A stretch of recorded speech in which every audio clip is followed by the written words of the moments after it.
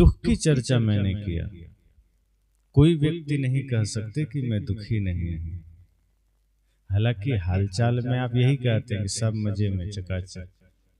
जब किसी से आप मिलते हैं तब आप मिलते ही नहीं कहते हैं कि बड़ा दुख है, आप कहते हैं हाँ सब ठीक है।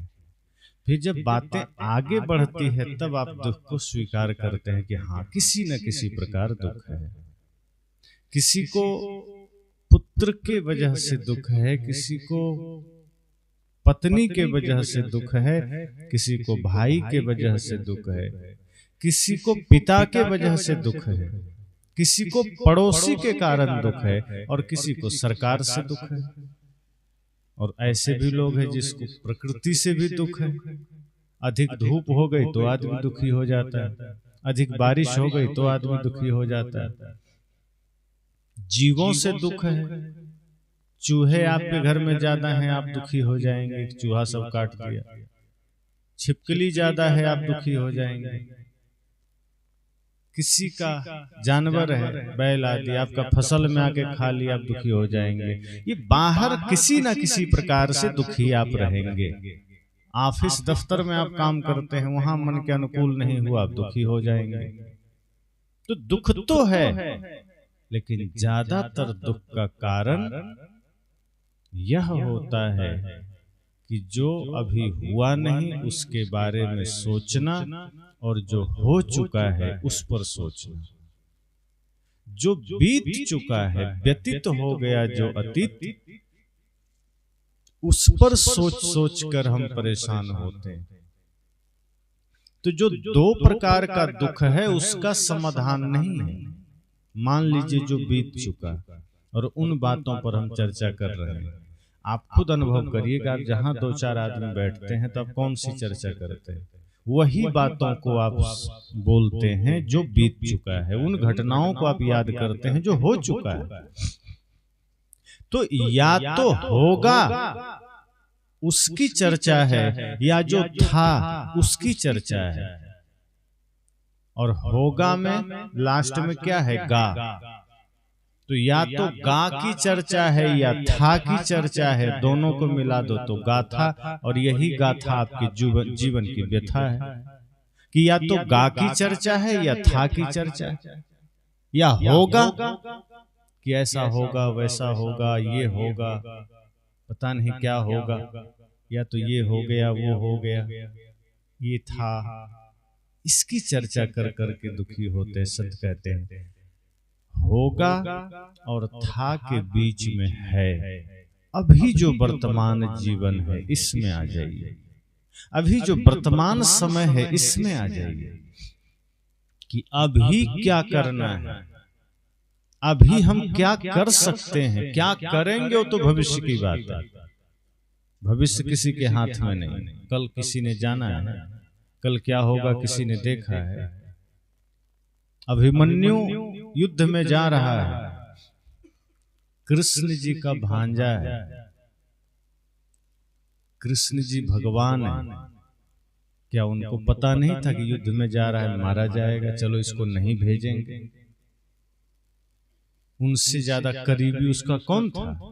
अपनी बहन का पुत्र है, बहन की संतान है। लेकिन श्री कृष्ण को भी पता नहीं है कि अभिमन्यु मारा जाएगा। कल क्या होगा कोई नहीं जानता, किसी को पता भी नहीं है। और हम व्यर्थ की चिंता में पड़े हैं कि कल पता नहीं ये होगा वो होगा, ऐसा करेंगे वैसा करेंगे। और जो बीत गया उस पर मंथन करने से क्या फायदा है? मान लीजिए आज 9 तारीख है और 8 तारीख बीत चुका, तो 8 तारीख को लौटा सकते हैं क्या? 9 तारीख फरवरी महीना 2026 है।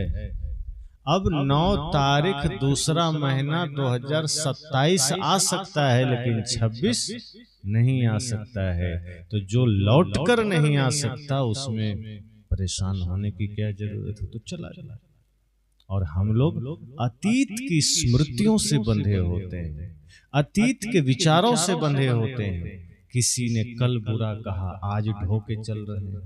किसी ने कल आपको दुख दिया, आज ढोके चल रहे हैं। किसी ने कल आपको कटु कहा, आज ढोकर चल रहे हैं। दुख यही तो है। अगर हम उसे वहीं छोड़ दें, जैसे वो छूट चुका, समय चला गया, वो दिन चला गया, वो दिन अब लौट के नहीं आ सकता, लेकिन हम उन बातों को यहाँ बैठा कर बैठे हैं, रखे हैं, और आज नया दिन है, फिर भी हम कल की पुरानी बात मस्तिष्क में लेके बैठे। संत कहते हैं पुरानी सारी बातें जो दुख का कारण है, जो पीड़ा का कारण है, छोड़ दीजिए। और यदि वो ज्ञान की बात है तो ज्ञान कभी पुराना नहीं होता, और ज्ञान कभी पुराना नहीं होता और कहीं पुराना नहीं होता। ऐसा नहीं है कि भारत में ही ज्ञान नया रहेगा, वो अमेरिका में भी वही रहेगा, रूस, फ्रांस, जापान में वही रहेगा। बाहरी स्वरूप बदल सकता है। धरती पर कहीं चले जाइए, आदमी का जो मूलभूत स्वरूप है वही तो मिलेगा। ऐसा तो नहीं है कि अमेरिका जाएंगे तो वहां बैल को आदमी कोई कहेगा, वहां भी आदमी को ही आदमी कहेगा। भाषा अलग हो सकती है, वहां भी आदमी की आंखें सामने ही होगी, पीछे तो नहीं होगी। कान अगल बगल ही होंगे, या तो किसी कारण से नहीं होंगे, नेत्रहीन हो सकते हैं, लेकिन रहेगा तो सामने ही। संत कहते हैं सत्य कभी बदलता नहीं है, वो हर समय समान रहता है। जो कल था वही आज रहेगा, वही कल रहेगा। लेकिन जो विचार हम तत्काल जीवन में करते जीते हैं वो बदलते रहते हैं। आपका शरीर बदल रहा है, शरीर की प्रकृति बदल रही है, बचपना से जवानी आई, जवानी से बुढ़ापा आ रही है, बातचीत बदल रहे हैं, रहन सहन बदल रहे हैं। किसी ने सम्मान दिया, किसी ने अपमान दिया, वो भी बदल गया, निकल गया। सम्मान दिया तो फूलना नहीं है, अपमान किया तो परेशान नहीं होना। अगर सम्मान में भी कूद पड़े कि आहा मेरा सम्मान हो गया, तो दुख का कारण है, क्योंकि कल को किसी ने सम्मान नहीं किया तो दुख होगा कि नहीं। आज कहीं गए, खूब बढ़िया स्वागत हुआ, खूब माला पहना दिया, कुर्सी मिल गई बैठने को, जय जयकार हो गया, और कल कहीं नहीं हुआ तो मन में कितनी पीड़ा होगी। सदगुरु कहते हैं सम्मान से भी मत बंध जाना। अगर कोई आपका सम्मान भी कर दिया सहज भाव से, ठीक है, ये इन्हीं का सम्मान, जिसने किया है उनकी महानता है कि उन्होंने मुझे इस लायक समझा, हमारा कुछ नहीं। जिन्होंने मुझे फूल दिया है, जिन्होंने माला दिया है, ये उनकी कृपा कि उन्होंने दिया, मुझे इतना योग्य समझा। और कल को कोई नहीं भी दिया तो मन हल्का रहेगा। कहीं अपेक्षा कर लिए कि हमें लोग सम्मानित करेंगे, नहीं किया तो दुख होगा, और यदि मन में कोई अपेक्षा नहीं है तो नहीं होगा। सदगुरु कहते हैं जो बीत गया उसको एक एक स्मृतियां भूल जाओ, अगर याद करेंगे दुख होगा। इसलिए वर्तमान में जीने की बात है कि जो आने वाला कल है वो हाथ में नहीं है, जो बीत गया वो हाथ से निकल गया। हाथ में आज का समय है, आज क्या करना है वो विचार करिए, क्योंकि ये भी निकल जाएगा। अगर आज विचार नहीं किए तो ये भी अतीत हो जाएगा। आज 9 तारीख है, दोपहर हो गई है, अगर आज हम कुछ नहीं कर पाए तो फिर 9 तारीख भी बीत जाएगा, फिर 10 तारीख आ जाएगा, फिर ये 9 कभी लौट कर नहीं आएगा। 9 की शाम हो जाएगी तो दोपहर लौट के नहीं आएगी। इसलिए संत जन कहते हैं एक एक क्षण खिसकता जा रहा है, सरकता जा रहा है, और हम सब भले ही नजरअंदाज करें, लेकिन सबका जीवन मृत्यु की ओर निकल दौड़े चला जा रहा है, बहुत तेज गति से। देखिए कब सुबह होती है, कब दोपहर, कब शाम हो जाए, कब रात निकल के फिर सवेरा आ जाता है। एक एक घंटा, एक एक दिन जो बीत रहा है, समझिए हम करीब ही तो हो रहे हैं मौत के। एक दिन बीता, समझ जाओ हम एक दिन और मौत के करीब आ गए। बल्कि एक सेकंड बीता, समझो हम एक सेकंड करीब आ गए मौत के। हम जीवन की ओर नहीं बढ़ रहे हैं, हम सब मृत्यु की ओर बढ़ रहे हैं। हमारा एक एक क्षण जितना बीत रहा है उतना ही मृत्यु के निकट हम जा रहे हैं। सदगुरु कहते हैं कितना बेहोशी है हमारे जीवन में, कि हमारा एक एक क्षण हमें मृत्यु की ओर ले जा रहा है। एक दिन बीता, हम एक दिन मृत्यु के करीब हो गए, और फिर भी वर्तमान में हम कुछ जागकर जी नहीं रहे, फिर भी हम कुछ नहीं कर रहे, फिर भी दुख, फिर भी पीड़ा, फिर भी समस्या। सदगुरु कहते हैं वर्तमान में लौटिए, पहले ये देखिए कि ये वर्तमान का जीवन है, इसमें हम क्या कर सकते हैं, क्या करने योग्य है, कैसे जीवन में शांति आएगी। तो जब अतीत छूट जाएगा, बीता हुआ कल छूट जाएगा, और आने वाला कल को आप ध्यान से निकाल देंगे, तो वर्तमान में जो समय बचेगा वह आपको यह मौका देगा कि अभी जी लेने में, अभी ही जी लेना ही शांति है। अर्थात जो आप कर रहे हैं, अगर आप सत्संग सुन रहे हैं, मान लीजिए एक उदाहरण है, तो सत्संग ही सुनिए। ये मत सोचिए कि चलो अभी और कुछ करना है, घर जाना है, फिर ये करेंगे। अगर आप यहाँ वर्तमान में बैठे हैं और मन कहीं दूसरी तरफ चला गया, तो फिर आप यहाँ शरीर से तो होंगे, मन फिर कहीं और भविष्य में चला गया। यदि सत्संग में बैठे हैं और मन कहीं पिछले सत्संग में चला गया या कहीं और चला गया कि पहले वहां ऐसा था, वहां का पंडाल ऐसा था, वहां ऐसे संत आए थे, वहां इतने लोग बैठे थे, मतलब आप यहाँ बैठे हैं पर आप 2 दिन 4 दिन 1 महीना पहले कहीं चले गए, आपका मन वहां चला गया, आप यहाँ नहीं हैं, फिर भी वर्तमान से आप कट जाएंगे। संत कहते हैं नहीं, जहां बैठे हो अपनी पूरी चेतना वहां रखिए कि यहाँ मुझे क्या मिल रहा है। जैसे आप बगीचे में जाते हैं तो सामने पुष्प हैं, पौधे हैं, गुलाब के, गेंदा के, चमेली के, जूही के, चंपा के, तो आप उसे देखकर आनंदित होते हैं, उसका आनंद लेते हैं, खुशबू का आनंद लेते हैं, हरियाली का आनंद लेते हैं। और कोई आदमी कहे नहीं नहीं ये गुलाब ठीक नहीं है, 1 महीना पहले जिस बगीचे में गए थे वो ठीक था, तो आप वहां से हट गए, शरीर आपका वहां है, आप 1 महीना पहले वाले बगीचे में चले गए। अब क्या होगा, आप जितनी देर रहेंगे उस गुलाब से आपका कोई लेना देना नहीं। और फिर इसका मतलब यह है कि 1 महीना पहले आप जिस बगीचे में गए थे तब भी आप वहां नहीं थे, फिर किसी और बगीचे में होंगे। यही हमारे जीवन की समस्या है, हम जहां होते हैं वहां होते ही नहीं है। शरीर हमारा वहां होता है, विचार कहीं और है, मन कहीं और है, चिंतन कहीं और है। आप भोजन कर रहे हैं, भोजन में होते ही नहीं। भोजन कर रहे हैं, हाथ को पता है मुख में देना है, हाथ कौर उठाया मुख में दे दिया, मन कहीं और चल रहा है, कुछ और सोच रहा है। उस वक्त मन कहीं किसी के खेत में है, अपना ही खेत में है, अपना ही बाजार दुकान में है, अपने ही बच्चों के पीछे है, अपने ही लोगों के बीच है, और आप पूरा भोजन कर जाते हैं, आपको पता भी नहीं चलता कब भोजन खत्म हो। इतना साहब कहते हैं आप वर्तमान से इतना कटकर जीते हैं कि न तो आप भोजन के समय भोजन का आनंद ले पाते हैं, न सत्संग में सत्संग का आनंद ले पाते हैं, न ध्यान के समय ध्यान का आनंद ले पाते हैं, न किसी कर्म के समय आप कुछ कर पाते हैं। झाड़ू ही लगाना है तो झाड़ू लगा रहे हैं, मन कहीं और, कचरा छूट जाएगा, झाड़ू ठीक से लगेगा नहीं। सदगुरु कहते एक एक क्रिया होश में करिए, अर्थात वर्तमान में करिए। जिस वक्त झाड़ू लगाइए सब भूल जाइए दुनियादारी, ये सोचिए कि यही मेरा कर्तव्य है, यही मेरा कर्म है, और लगाइए। फिर आप देखिए कि जब होश में झाड़ू आपने लगाया, झाड़ू लगाना भी पूजा हो जाए। सदगुरु कबीर ने तभी तो कहा कर्म पूजा बन जाए। तो कर्म पूजा कब बनता है?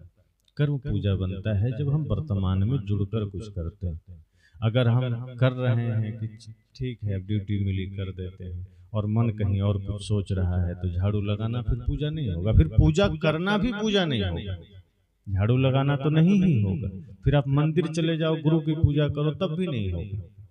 और होश अगर है, चेतना जगी है, तो झाड़ू लगाना पूजा है, शौचालय साफ करना पूजा है, भोजन करना बनाना पूजा है, और सत्संग में फिर बैठना भी पूजा है, वरना सत्संग में बैठना भी नहीं। तो सदगुरु कहते हैं जियो तो वर्तमान में जियो, होश में जियो, जो जिस वक्त है उसी समय जागृत होकर जियो। और जो व्यक्ति होश में जीता है वो भूल नहीं करता, जो व्यक्ति वर्तमान में जीता है वो गलती नहीं करता, न वो नशा करेगा, न दुर्व्यसन करेगा, न वो गाली देगा, न वो लड़ेगा, न किसी का अपमान करेगा, क्योंकि जो होश में जीता है उसको पता है कि यही क्षण जीवन है, फिर हमें दूसरों में क्यों मन को लगाना, फिर गलत चीजों में क्यों मन को लगाना। क्योंकि जागा हुआ मन कभी बुराई में नहीं जाता, जागा हुआ मन कभी गंदगी को छूता तक नहीं। जब मन बेहोश होता है, हम अतीत में जी रहे हैं, मन बेहोश है तो बुराइयां जीवन में आएगी, गलतियां जीवन में आएगी। इसलिए मैंने कहा कि जीवन वर्तमान में है, अतीत और भविष्य में जीवन नहीं है। और हमारा सारा जीवन अतीत और भविष्य में बीत रहा है। हम भविष्य की कल्पनाओं में जिए चले जा रहे हैं। हम अपने महापुरुषों से नहीं सीखते कि चाहे वो श्री राम हो, कृष्ण हो, बुद्ध, महावीर, कबीर हो, सुर, तुलसी, मीरा हो, या हमारे शहीद महाराणा प्रताप हो, वीर शिवाजी हो, भगत सिंह, चंद्रशेखर आजाद हो, लक्ष्मीबाई हो, इन सब ने जीवन के उस वर्तमान क्षण का उपयोग किया। ये नहीं देखा कि कल हम देश के लिए लड़ेंगे, या कल हम ध्यान करेंगे, कल हम समाज की सेवा करेंगे, या जो कर चुके हैं लोग उनको पहले सोचेंगे, बीत गया उस पर चिंतन करेंगे। इन सभी वीरों ने, महापुरुषों ने, संतों ने, साध्वियों ने, शहीदों ने अपने वर्तमान जीवन का प्रयोग किया कि मुझे अभी क्या करना है। हम अपना एक एक क्षण व्यर्थ में खोते हैं, हमें अपने जीवन की कीमत का पता नहीं है। अगर भगत सिंह ये सोचे होते कि चलो 30-40 के होंगे तो कुछ करेंगे, सोचो फिर क्या होता, कुछ कर पाते? 23 वर्ष में फांसी पर चढ़ गए। आज हमारे देश की स्थिति क्या है? 30-40 साल के हो जाते हैं, अपने बारे में ही हम ठीक से नहीं सोच पाते, अपने बारे में ही हम ठीक से चिंतन नहीं कर पाते। और फिर सोचो वे महापुरुष कैसे होंगे जो 20 साल, 22 साल, 23 साल में शहीद होकर के दिलों में राज कर रहे हैं। उन्होंने कितना सपना देखा होगा, उन्होंने किस तरह होश में जीवन जिया होगा। लेकिन हम आज बेहोशी में जी रहे हैं। हम अपने इन्हीं मूढ़ताओं को जीवन समझ बैठे हैं कि जो हम कर रहे हैं, जिसका संबंध न सुख से है, न शांति से है, न माता पिता, गुरु, न राष्ट्र से है, न माता पिता का आदर है, न राष्ट्र के प्रति कोई चिंतन है, न सम्मान है, न सेवा का भावना है। और हमारा जीवन बीता जा रहा है, कीमती जीवन बीता जा रहा है व्यर्थ में। जहां 2 लोग इकट्ठे हुए व्यर्थ की गपबाजियां, जहां 4 लोग इकट्ठे हो गए घर परिवार की चर्चा, चाहे माताएं हों चाहे भाई हों। आप खुद देखिए, विचार करिए कि आप एक साथ जब एक जगह इकट्ठे होते हैं, आप कौन सी चर्चा करते हैं? उन चर्चाओं से क्या निकल कर आता है? आपकी चर्चाएं बिल्कुल फिजूल होती है, समय की बर्बादी होती, बहुत काम की बात नहीं होती। जहां भी 2-4 लोग बैठते हैं, या तो खाने पीने की चर्चा होगी कि वहां गए, भंडारा में ऐसा बना, नमक कम था, सब्जी कम थी, देर से भोजन मिला, समय पर मिला, अच्छा बना, बुरा बना, शादी में गए, वहां लड़का ऐसा देखा, लड़की देखा, बाराती देखा, दुनिया भर की कल्पनाएं हमारी चलती हैं। कहीं बैठे राजनीतिक चर्चा हो गया, सरपंच के बारे में, विधायक के बारे में, पार्टी के बारे में। माताएं एक साथ आप बैठ गए तो कहीं गहने की चर्चा हो गई, साड़ी की हो गई, सास बहू की चर्चा हो गई, घर परिवार की चर्चा हो गई, पति की चर्चा हो गई, देवर भाभी की चर्चा हो गई। इन चर्चाओं में आपका दिन निकल जाता है, और 2-4 घंटे चर्चा करने के बाद आपसे कोई पूछे कि क्या मिला, तो कुछ नहीं, समय गंवा दिया इसमें, 4 घंटे चले गए, पाया क्या? कुछ नहीं। सोचिए कितना हमने जीवन को लापरवाही से जिया है। क्या इतना सरल है जीवन? क्या इतना फ्री का समय मिला हुआ कि आप व्यर्थ की चर्चाओं में 4-4 घंटे निकाल दें? होश पूर्वक अगर 5 मिनट जी लें तो वो जीवन को आनंद से भर देगा। होश पूर्वक अगर आप एक दिन जीकर देख लीजिए पूरे जीवन में, तो वो एक दिन आपको अमृत दे देगा। लेकिन हमारा रोज इसी तरह बेहोशी में बीतता है, व्यर्थ की चर्चाओं में बीतता है, हम कुछ सीखते नहीं। सदगुरु कहते हैं काल करे सो आज कर, आज करे सो अब, और हम सोचते हैं अभी तो लंबा जीवन है, क्या चिंता है। हमारे मन में यह आता है कि हम टाइम कैसे पास करें, आता है ना लोगों के मन में अरे खाली बैठे हैं, टाइम कैसे बिताएं, तो चलो थोड़ा सोचे लूडो खेल लें, थोड़ा कोई खेल खेल लें, थोड़ा गप कर लें, थोड़ा ताश खेल लें, थोड़ा पान की दुकान पर चले जाएं, थोड़ा और कहीं बैठ जाएं, किसी के चौपाल में जाकर बैठ जाएं। यही तो हमारे मन में होता है कि सब लोग कहीं न कहीं लगे हैं, हम टाइम कैसे पास करें, तो टाइम पास कर रहे हैं। क्या इतना टाइम है कि हम टाइम को पास कर सकें? आप जरा सोचिए कि इतना समय है क्या जीवन में? जीवन में समय नहीं है और हम समय को पास कर रहे हैं।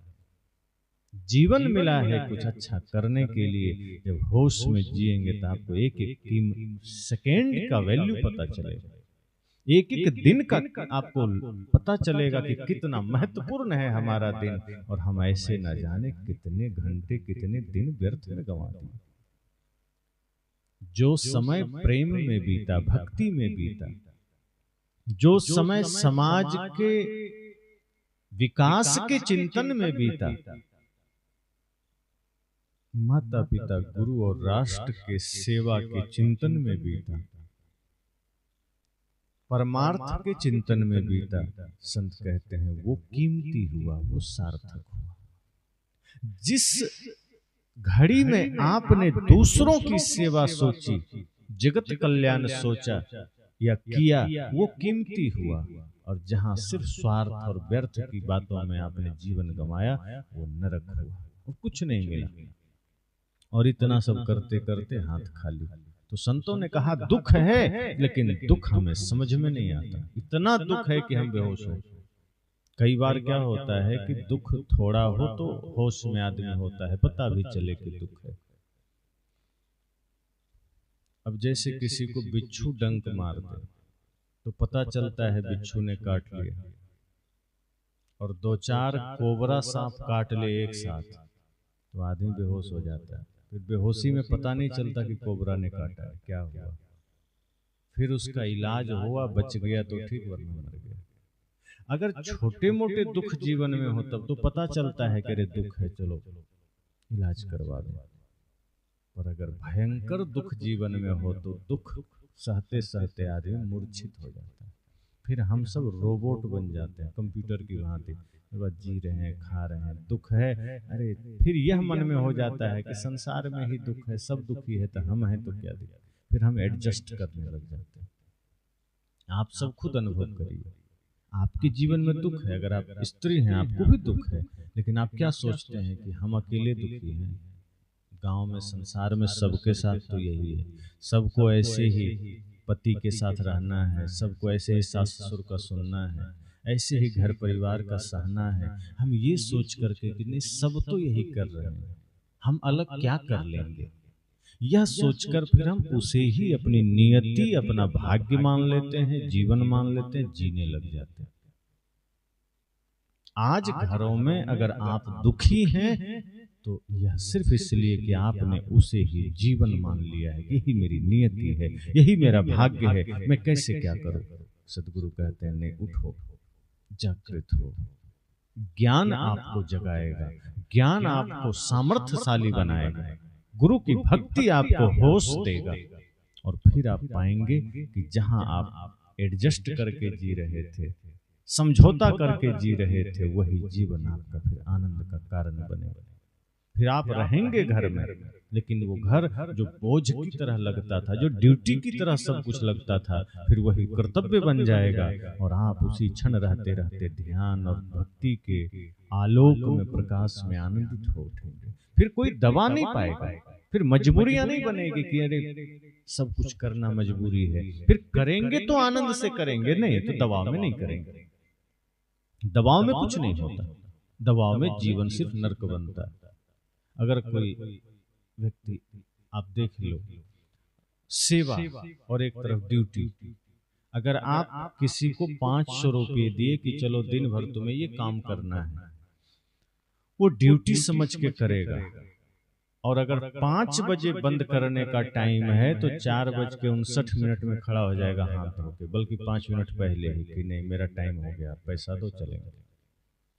क्यों? क्योंकि उसने ड्यूटी समझा है, पैसे पर किया है, उसको मजबूरियां हैं, पैसे चाहिए, ड्यूटी कर लिया, काम खत्म हो गया। कोई कोई है जो भारी मन से। और अगर 5 बजे छूटना है, काम बंद करना है, और उसको कह दो कि 10 मिनट और कर दो, तो दिन भर जितना में वो नहीं थका है वो 10 मिनट में थक जाएगा कि अब और 10 मिनट ना, मुझसे नहीं होगा। पर जबरदस्ती करवा लीजिए तो देखिए 2-4 बातें भी सुना दे। पर आप किसी की सेवा करते हैं, खुले मन से, हृदय से करते हैं, और उस सेवा में आप 24 घंटे कई बार करते रह जाते हैं, थकते हैं, मन में बोझ लगता है, क्योंकि सेवा में कभी थकान नहीं होती है। शरीर थक रहा है, मन नहीं थकता है। घर में ही संत आ गए या कोई कार्यक्रम हो गया, आयोजन हो गया, तो आप कुछ नहीं कर रहे थे, लेकिन जब कुछ कार्यक्रम हो गया, आयोजन हो गया, सुबह से शाम तक आप व्यस्त हैं, शरीर थक रहा है। अपने खेत में काम करना है, मजदूर चले भी गए, आप लंबे समय तक कर रहे हैं, सब चले गए, आप 1-2 घंटा एक्स्ट्रा करके आते हैं, रात में भी चले जाते हैं, सिंचाई कर रहे हैं देखने। अपना आप कुछ भी करते हैं वो बोझ मालूम नहीं पड़ता है, लेकिन जब हम दूसरों का कुछ कर रहे हैं, ड्यूटी समझ के कर रहे हैं, वो बोझ मालूम पड़ता है। अब जैसे आपका बेटा है, छोटा सा है, 5 साल का, आप माँ हैं तो आप उसे दिन भर गोद में लेके रह सकते हैं, भारी लगेगा।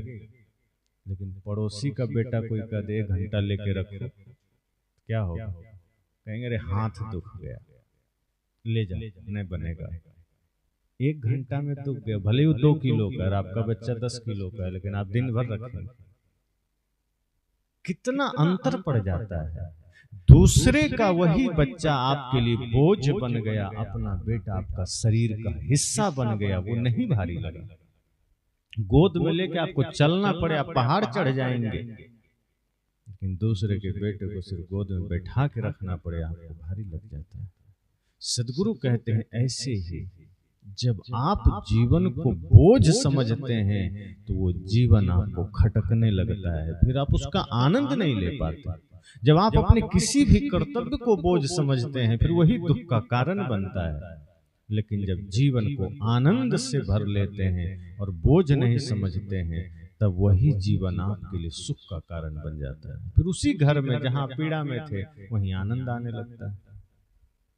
कल तक झाड़ू लगाते थे, भोजन बनाते थे, मन में खिन्नता थी, लेकिन जब भक्ति जीवन में आ गई, गुरु का आशीर्वाद जीवन को मिल गया, जीवन को नई दिशा मिल गई, सत्संग में मन उतर गया, तब अब आप सारा काम कर रहे हैं, लेकिन कर्तव्य समझ के कि जब तक श्वास है करना है बस।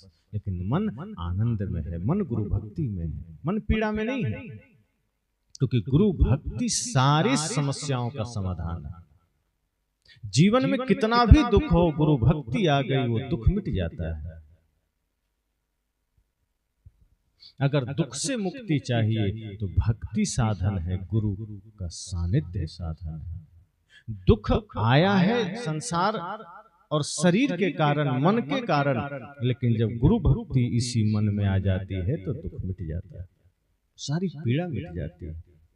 इसलिए संसार में जो भी दुखी हुआ वो गुरु की शरण में गया। आप देख, मीराबाई दुखी हुई तो गुरु के पास गई, महल सुख न दे पाया, सोना चांदी का उनके पास कोई कमी थी। आज साधारण आदमी भी आज सोना चांदी का अंगूठी, गले में चैन, मंगलसूत्र पहन लेते हैं। आप, वो तो राजा की ही बहुरानी थी, क्या कमी रही होगी? न सोने की कमी, न चांदी की कमी, न हाथी, न घोड़े की कमी, लेकिन वो मीराबाई दुखी थी। इसका मतलब बाहर का साम्राज्य उसे सुख न दे पाया। और तब कहां गई? सब कुछ छोड़ करके गुरु रविदास के पास चली गई कि हे सदगुरु, मुझे धन दे दो। अब कोई आकर के एकदम धनी आदमी, मान लो बहुत करोड़पति है, और अभी मेरे पास आवे और कहे गुरुजी धन दे दो, और आपको पता है ये करोड़पति है, आपको लगेगा नहीं कि पहले से करोड़पति है फिर भी मांग रहा है, अब क्या करेगा? पर मीराबाई गुरु से क्या कहते हैं? मुझे धन दे दो। तो कौन सा धन? सोना चांदी वाला नहीं, वो धन दे दो प्रभु जो धन कभी मेरा साथ न छोड़े। इस संसार का धन तो छोड़ देगा। आज आप मालिक हैं, 60 वर्ष के हो जाएंगे, 70 के हो जाएंगे, आप मालिक नहीं रहेंगे, बेटा मालिक हो जाएगा। चाबी छोड़नी पड़ेगी, बहुरानी को चाबी सौंपना पड़ेगा, आप बेटे को सौंपेंगे, नहीं सौंपेंगे तब भी वो मालिक बन जाएगा। या आप बूढ़े हो गए, छोड़िए सब हम करेंगे, आप मालिक नहीं रहेंगे। और लाचारी बढ़ेगी, आप घर में भी आपको रहना मुश्किल हो जाएगा, बगल में कहीं दूर कमरा दे देगा, उधर रहिए, बहुत छींकते खांसते रहते हैं, वही बेटा बहू आपको मालिक पना छुड़ा देगा। लेकिन सदगुरु से मीरा कह रहे हैं, प्रभु ये बाहरी धन दौलत तो देख लिया, ये इसमें सुख नहीं है, मुझे वो धन दे दो जो छूटे नहीं। और गुरु रविदास ने वो सूत्र दे दिया, वो उपाय दे दिया, राम का धन दे दिया, अर्थात बाहर वो धन नहीं है, भीतर लौट जाओ। जो भीतर चेतन आत्मा बैठा है वही आपका धन है, उसे जो जान लिया वो धनी हो गया, फिर वो संसार में दुखी नहीं हो सकता। वस्तु अमोलक दी मेरे सतगुरु, कृपा कर अपनायो, पायो जी मैंने राम रतन धन पायो। गुरु जी ने मेरा कृपा कर दिया। अमोलक अर्थात जिसका कोई मोल नहीं है। एक होता है कि चलो 1 लाख 2 लाख 10 लाख 10 करोड़ 10 अरब कुछ तो होगा। मीरा क्या कहती हैं, इसका कोई मूल्य नहीं लगा सकता, ये इतना अनमोल है। और सदगुरु ने दिया है, ये कोई दुकानदार ने नहीं दिया। ऐसा नहीं है कि हमने कोई शहर से खरीदा है, नहीं, सदगुरु ने दिया है। सदगुरु के सानिध्य में वो भक्ति का, वो प्रेम का, वो राम का, वो आत्मा का धन का पता हमें मिलता है।